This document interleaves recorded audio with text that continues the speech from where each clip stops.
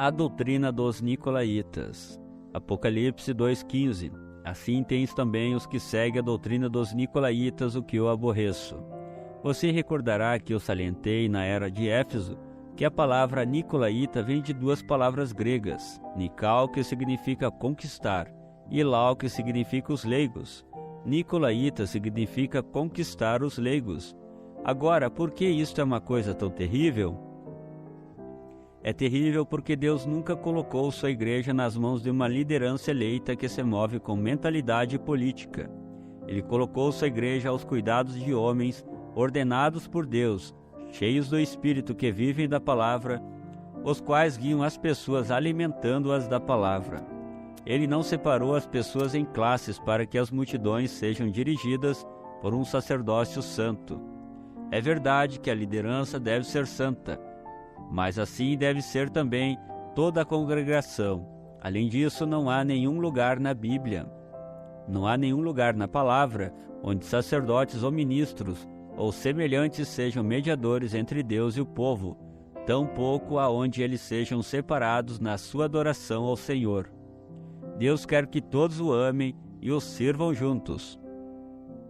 O nicolaítismo destrói esses preceitos e, em substituição, separa os ministros do povo e faz dos líderes senhores supremos em vez de servos. Agora, esta doutrina na realidade começou como uma obra na primeira era.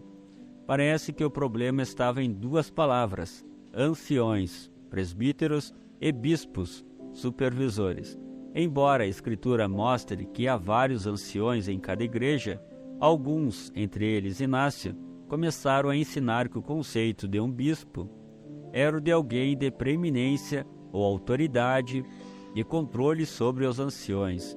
Agora, a verdade do assunto é que a palavra ancião significa quem a pessoa é, enquanto que a palavra bispo significa ofício do mesmo homem. O ancião é o homem, bispo é o ofício do homem.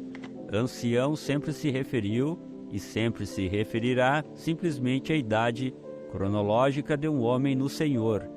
Ele é um ancião, não porque seja eleito ou ordenado, etc., mas porque ele é mais velho. Ele é mais amadurecido, treinado. Não é neofito, é de confiança, por causa da experiência e da prova de longa data de sua prática cristã. Mas não, os bispos não se prenderam às epístolas de Paulo, mas preferiram recorrer à exposição de Paulo na ocasião em que ele chamou os anciões de Éfeso a Mileto, em Atos 20. No versículo 17, o relato declara que foram convocados os anciões e logo no versículo 28, eles são chamados de bispos, supervisores. E estes bispos, sem dúvida de mentalidade política e ansiosos por poder, insistiram que Paulo tinha dado a entender que os bispos eram mais do que um ancião local com capacidade oficial somente em sua própria igreja. Para eles, um bispo agora era alguém com autoridade estendida sobre muitos líderes locais. Tal conceito não era nem escriturístico nem histórico, embora até mesmo um homem da estatura de Policarpo se inclinasse a tal organização. Assim aquilo que começou como uma obra na primeira era, fez-se literalmente uma doutrina, e assim é hoje. Bispos ainda alegam ter poder para controlar homens e lidar com eles como desejam, colocando-os no ministério onde eles assim querem. Isto nega a liderança do Espírito Santo, que disse: aparta-me a Barnabé e a Paulo para a obra a que os tenho chamado. Isto é antipalavra e anticristão. Mateus 20, 25 a 28. Então Jesus, chamando-os para junto de si, disse: bem sabeis que pelos príncipes dos gentios são estes dominados, e que os grandes exercem autoridade sobre eles. Não será assim entre vós, mas todo aquele que quiser entre vós fazer-se grande seja vosso serviçal, e qualquer que entre vós quiser ser o primeiro, seja vosso servo, bem como o Filho do Homem não veio para ser servido, mas para servir, e para dar sua vida em resgate de muitos. Mateus 23, 8-9. Vós, porém, não querais ser chamados Rabi, porque um só é o vosso mestre, a saber, o Cristo, e todos vós sois irmãos. E a ninguém na terra chameis vosso Pai, porque um só é o vosso Pai, o qual está nos céus. A fim de esclarecer isto, ainda mais, deixe-me explicar o nicolaítismo desta maneira. Recorde que em Apocalipse 13:3 diz: E vi uma de suas cabeças como ferida de morte, que a sua chaga mortal foi curada, e toda a terra se maravilhou após a besta. Agora nós sabemos que a cabeça ferida era o Império Romano pagão, aquele grande poder político mundial. Esta cabeça se levantou novamente como Império Espiritual Católico Romano. Agora observe bem isto. O que a política Roma pagã fez, que foi a base do seu sucesso? Ela dividiu e conquistou. Essa foi a semente de Roma, dividir e conquistar. Seus dentes de ferro que laceraram e devoravam. Quem ela dilacerava e devorava, não podia mais se levantar como quando destruiu Cartago e a semente de sal, e a semeou de sal. A mesma semente de ferro permaneceu nela quando se levantou como a falsa igreja, e a sua política tem permanecido a mesma, dividir e conquistar. Isso é o nicolaítismo, e Deus o aborrece. Ora, é um fato histórico bem conhecido, que quando este erro insinuou-se na igreja, homens começaram a disputar o ofício de bispo, e como consequência esta posição passou a ser dada aos homens mais instruídos e materialmente mais progressistas, de maior inclinação política. O conhecimento humano e o programa começaram a tomar o lugar da sabedoria divina e o Espírito Santo não mais controlava. Isto, na verdade, foi um mal trágico, porque os bispos começaram a sustentar que não era mais preciso um caráter cristão transparente para ministrar tanto a palavra como os ritos da igreja, pois eram os elementos e a cerimônia que importavam. Isso permitiu que os homens maus, sedutores, despedaçassem o rebanho.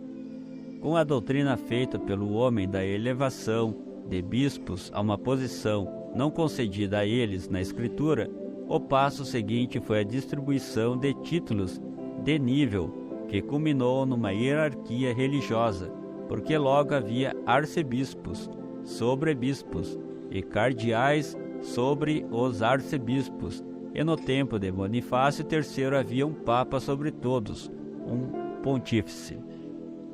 Ora, com a doutrina nicolaíta e a fusão do cristianismo com o babilonismo, os resultados finais tinham que ser o que Ezequiel viu no capítulo 8:10. E entrei e olhei, e eis que toda forma de répteis e de animais abomináveis e de todos os ídolos da casa de Israel estavam pintados na parede em todo o redor. Apocalipse 18:2. E clamou fortemente com grande voz, dizendo: Caiu, caiu a grande Babilônia, e se tornou morada de demônios, e coito de todo espírito imundo, e coito de toda ave imunda e aborrecível, porque todas as nações beberam do vinho da ira da sua prostituição.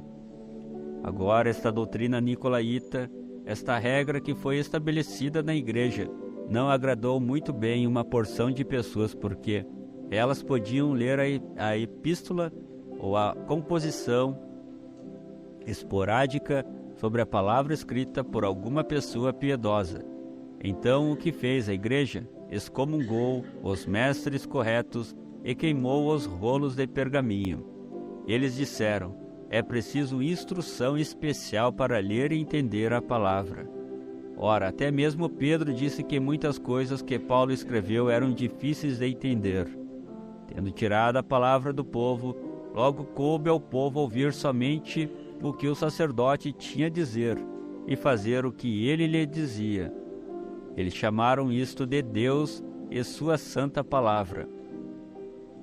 Eles tomaram o controle da mente e da vida das pessoas e fizeram-nas servos de um sacerdócio despótico. Agora, se você quer prova que a Igreja Católica demanda as vidas e as mentes dos homens, ouça só o Edito de Teodósios I. O primeiro Edito de Teodósios. Este edito foi publicado logo depois que ele foi batizado pela primeira Igreja de Roma. Nós, 3 imperadores, determinamos que nossos súditos adiram firmemente à religião que foi ensinada por São Pedro aos romanos, a qual tem sido fielmente preservada pela tradição e que agora é professada pelo Pontífice Damasus de Roma, e Pedro, bispo de Alexandria, um homem de santidade apostólica, de acordo com a instituição dos apóstolos e a doutrina do Evangelho. Creiamos em uma divindade do Pai, do Filho e do Espírito Santo, de igual majestade na Santíssima Trindade. Nós ordenamos que os adeptos desta fé sejam chamados cristãos católicos. Nós estigmatizamos todos os insensatos seguidores das outras religiões, com infame nome de heréticos, e proibimos seus ajuntamentos clandestinos de assumirem o nome de igrejas.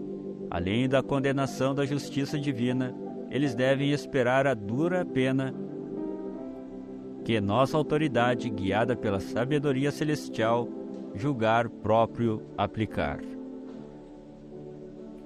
As 15 leis penais que este imperador publicou em um mesmo número de anos privaram os evangélicos de todos os direitos ao exercício de sua religião, o excluiu de todos os ofícios civis e os ameaçou com multas, confisco, degredo e, em alguns casos, até mesmo a morte.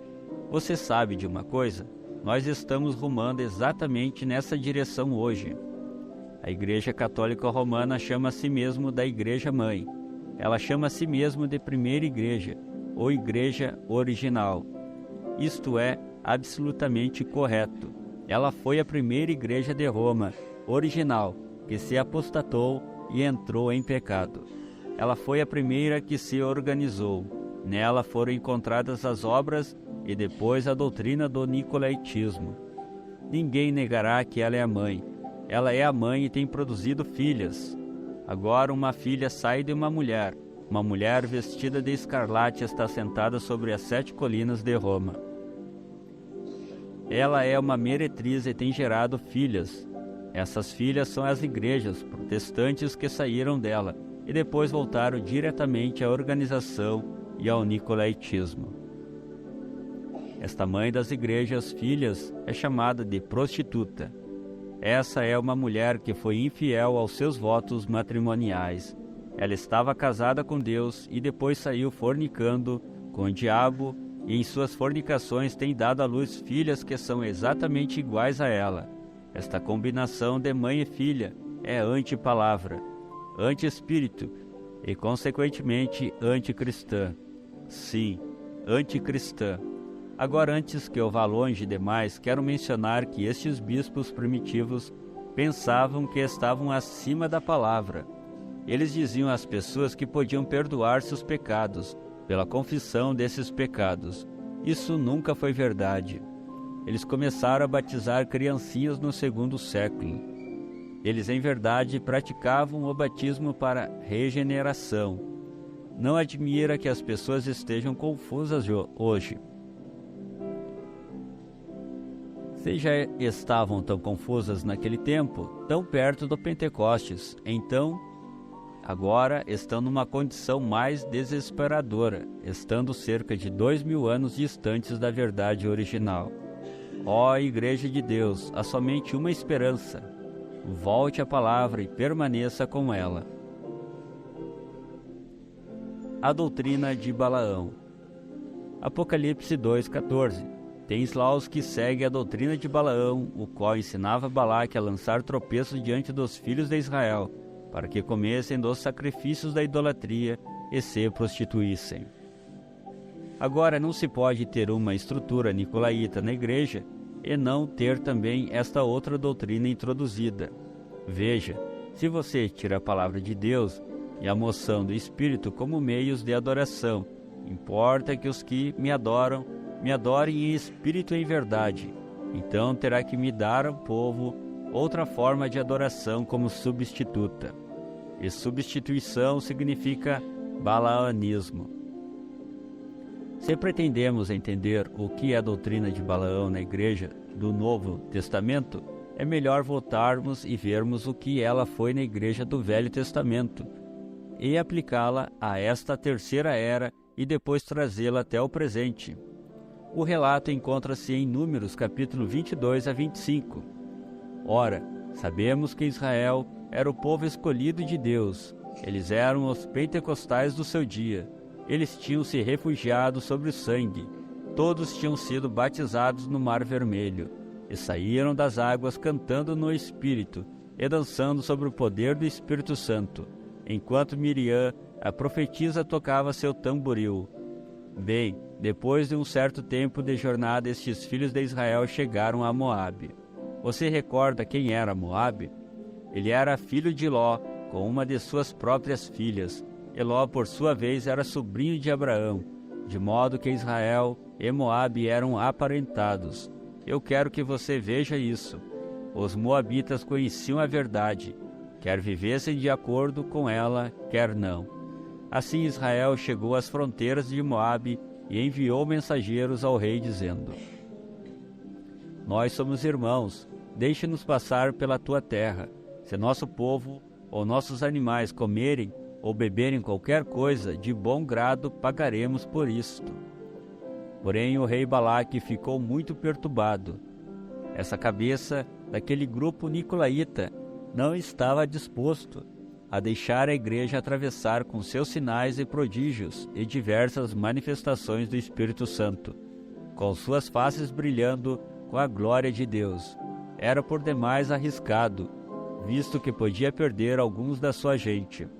Assim Balaque recusou-se a deixar Israel atravessar. De fato, era tão grande o seu temor diante deles, que ele foi a um profeta mercenário chamado Balaão.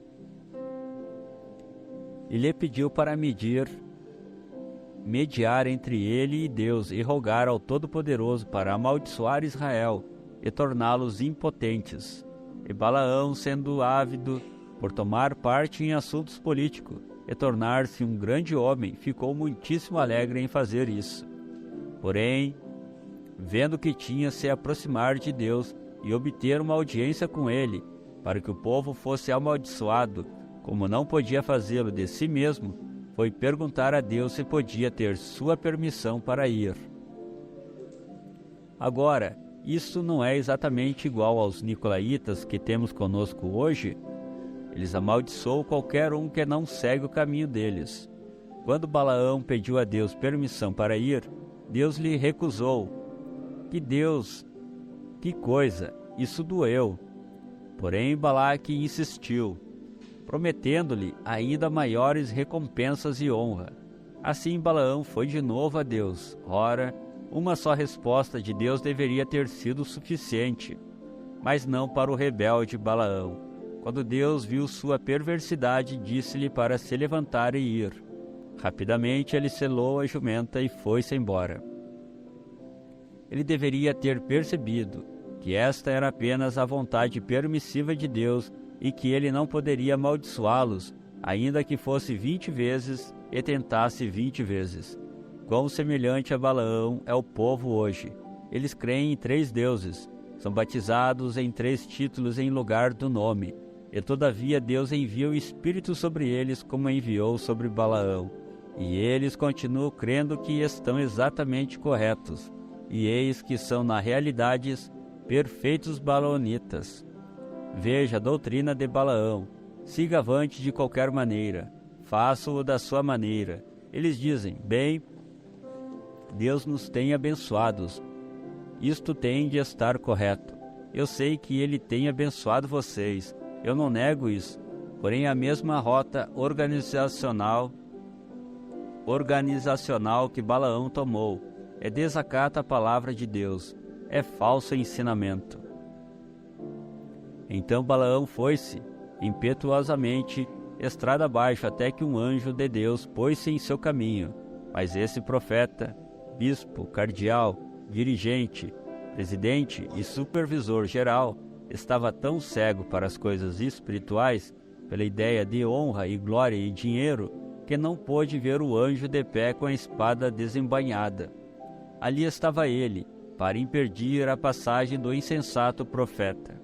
A pequena jumenta o viu e se desviou de um lado para o outro, até que finalmente apertou o pé de Balaão contra uma parede de pedra. A asna parou e não prosseguia. Ela não podia. Então Balaão saltou e começou a bater nela. A jumenta então começou a falar com Balaão. Deus permitiu que a jumenta falasse numa língua. Aquela jumenta não era híbrida. Ela era a semente original. Ela disse ao profeta cego: porventura não sou a tua jumenta e não te tenho carregado fielmente? Balaão respondeu: sim, sim, tu és minha jumenta e me tens carregado fielmente até agora. E se eu não conseguir te fazer andar, vou te matar.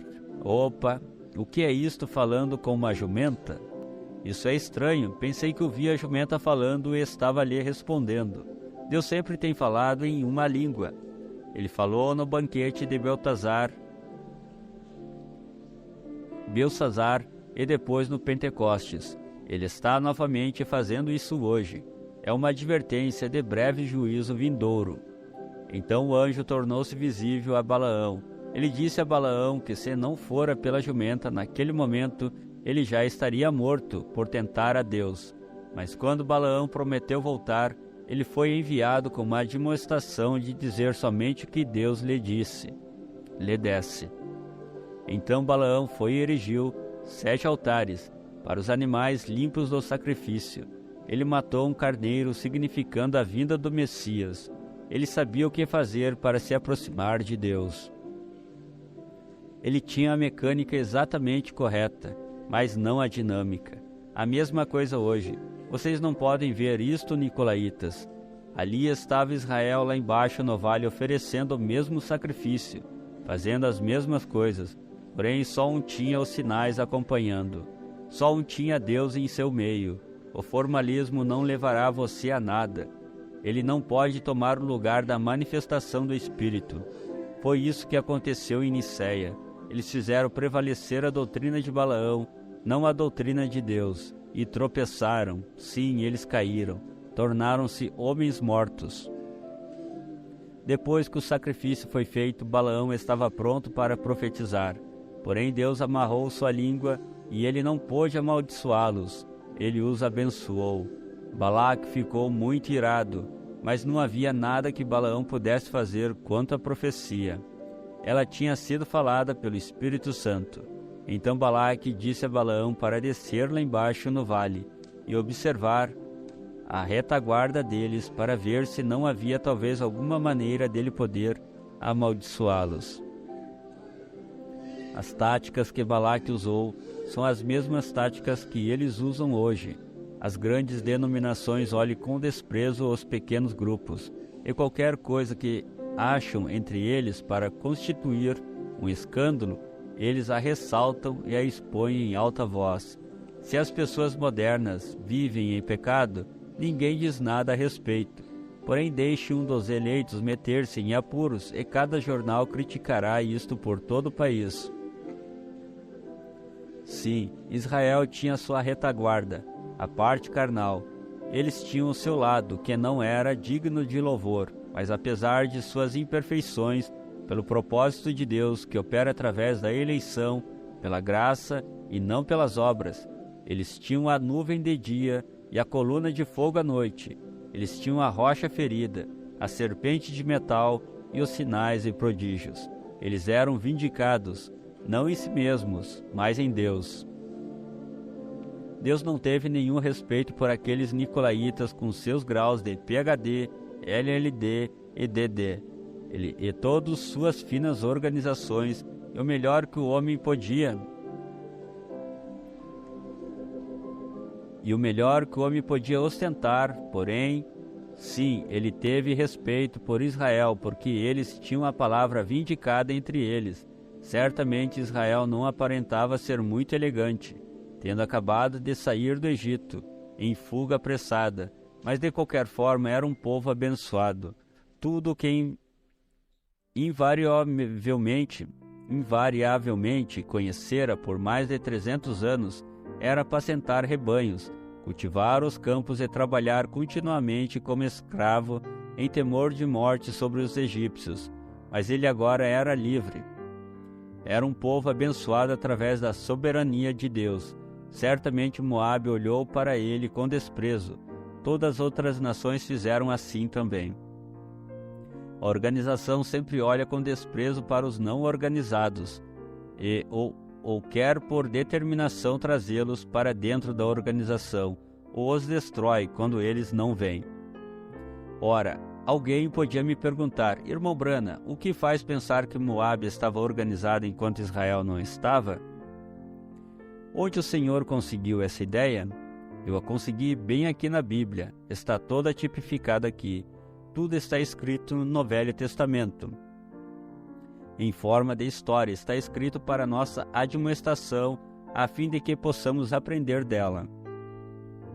Aqui está exatamente em Números 23:9, porque do cume das penhas o vejo, e dos outeiros o contemplo. Eis que este povo habitará só, e entre as gentes não será contado. Aí está, Deus olhando para baixo desde o cume das penhas, não em algum vale olhando para os seus pontos maus e condenando-os. Deus os vendo da maneira que ele queria vê-los, desde as alturas do amor e da misericórdia. Eles habitavam sós e não eram organizados. Eles não tinham um rei, eles tinham um profeta, e o profeta tinha Deus nele pelo Espírito. E a palavra vinha ao profeta, e a palavra passava para o povo. Eles não pertenciam à ONU, eles não pertenciam ao Concílio Mundial de Igrejas, aos batistas, presbiterianos, Assembleia de Deus ou a qualquer outro grupo. Eles não precisavam pertencer, eles estavam unidos a Deus, eles não precisavam do conselho de nenhum concílio, eles tinham o assídio do Senhor em seu meio. Aleluia! Agora, apesar do fato de Balaão conhecia a maneira apropriada de se aproximar de Deus e podia trazer uma revelação do Senhor por meio de um revestimento especial de poder, ele ainda era, não obstante tudo isto, um bispo no falso grupo. Porque o que fez ele então para ganhar o favor de Balaque? Ele formulou um plano no qual Deus seria forçado a tratar com Israel com morte. Assim Satanás sabia que podia enganar Eva, fazê-la cair em pecado carnal, e desse modo obrigar Deus a proferir sua sentença de morte decretada contra o pecado. Assim também Balaão sabia que se pudesse fazer Israel pecar, Deus teria que tratar com eles com morte.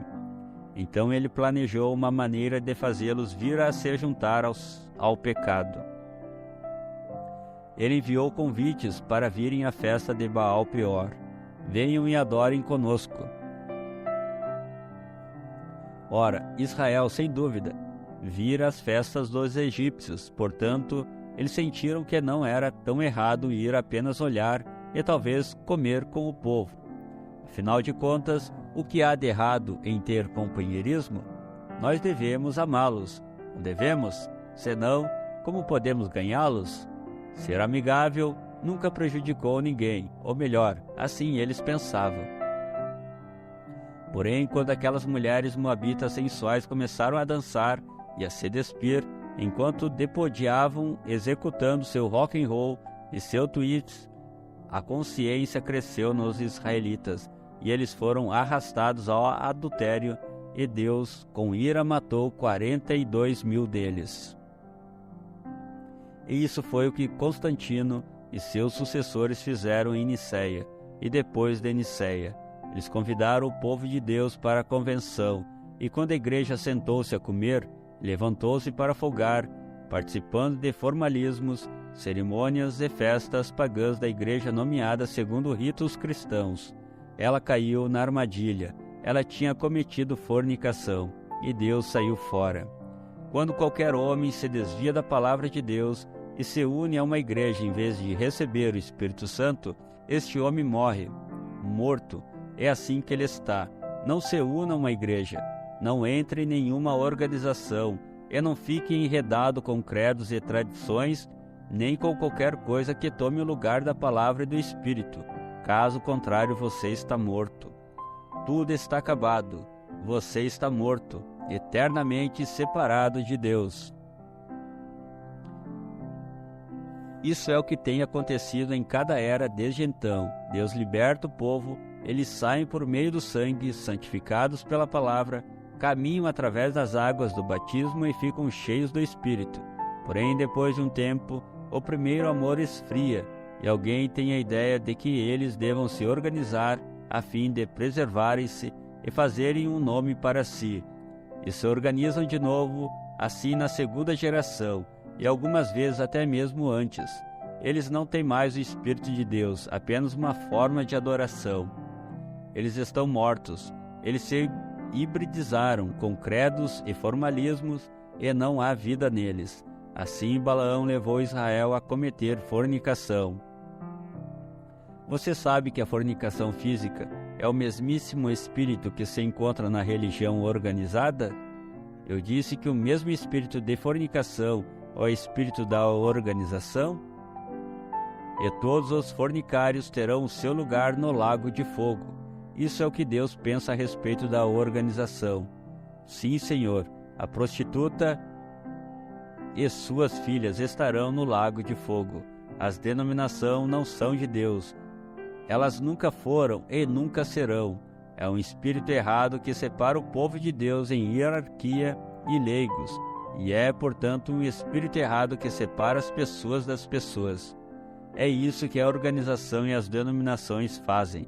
Ao se organizarem, eles se separam da palavra de Deus e entregam-se ao adultério espiritual. Agora note que Constantino concedeu festas especiais ao povo.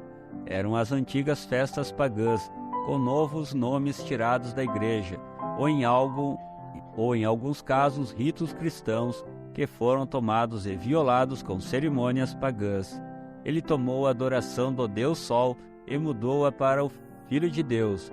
Em vez de celebrar em 21 de dezembro, que era quando costumavam celebrar a festa ao Deus Sol, eles avançaram para 25 de dezembro e a chamaram de aniversário do Filho de Deus. Porém, nós sabemos que ele nasceu em abril, quando surge a vida, não em dezembro. E eles tomaram a festa dedicada a Astarte e a chamaram de celebração da Páscoa, na qual o cristão deve celebrar a morte e ressurreição do Senhor. Na verdade, era uma festa pagã dedicada a Astarte. Eles colocaram altares na igreja, introduziram imagens, eles deram ao povo o que chamaram de credo apostólico, embora não se possa encontrá-lo na Bíblia. Eles ensinaram ao povo a adoração aos antepassados. Assim fazemos da Igreja Católica Romana a maior igreja espírita do mundo. Toda a ave imunda estava neste esconderijo, e aí estão os protestantes com suas organizações fazendo a mesma coisa. Eles comiam coisas sacrificadas aos ídolos. Ora, eu não digo que isto realmente significa que eles estivessem comendo literalmente carnes sacrificadas aos ídolos, porque, embora o concílio de Jerusalém falara contra tais coisas, Paulo não deu muita importância a isto, quando disse que os ídolos não eram nada. Era apenas uma questão de consciência, a não ser que ofendesse um irmão mais fraco, então não era permitido. Além disso, este Apocalipse tem a ver com os gentios e não com os judeus, visto que estas são as igrejas gentias. Eu vejo isto na mesma luz em que vejo as palavras do Senhor. Se não comerdes a minha carne e não beberdes o meu sangue, não tereis vida em vós mesmos. Nem só de pão viverá o homem, mas de toda palavra que sai da boca de Deus. Você pode ver que comer é na realidade participar num sentido espiritual? Então, quando essas pessoas estavam inclinando-se a imagens, acendendo velas, aproveitando feriados pagãos, confessando seus pecados a homens, tudo qual pertence à religião do diabo, eles estavam tendo parte com o diabo e não com o Senhor. Eles estavam em idolatria, quer admitisse, quer não. Eles podem falar o quanto quiserem, que os altares e o incenso são apenas para lembrá-los da oração do Senhor, ou que quer que achem que isto significa. Podem dizer que quando oram diante de imagens é simplesmente por questão de ênfase, e que quando confessam ao sacerdote é na realidade a Deus que o estão fazendo em seu coração, e quando dizem que o sacerdote os perdoa, é apenas que ele o está fazendo em nome do Senhor. Eles podem dizer o que queiram, porém eles estão participando da bem conhecida religião satânico-babilônica, e têm se unido aos ídolos e cometido fornicação espiritual, o que significa morte. Eles estão mortos. E assim a igreja e o Estado se casaram. A igreja se uniu com ídolos, com o poder do Estado a apoiá-los. Eles sentiram que agora o reino de Deus era vindo e a vontade de Deus fora imposta sobre a terra. Não admira que a Igreja Católica Romana não esteja esperando o retorno do Senhor Jesus. Eles são milenaristas. Eles já têm o seu milênio aqui mesmo. O Papa está reinando agora mesmo e Deus está reinando nele. Por isso, quando ele vier de acordo com eles, tem que ser quando os novos céus e a nova terra estejam preparados. Porém, eles estão errados. Esse Papa é o cabeça da falsa igreja e vai haver um milênio, mas enquanto isso estiver ocorrendo, ele não estará nele, ele estará em algum outro lugar.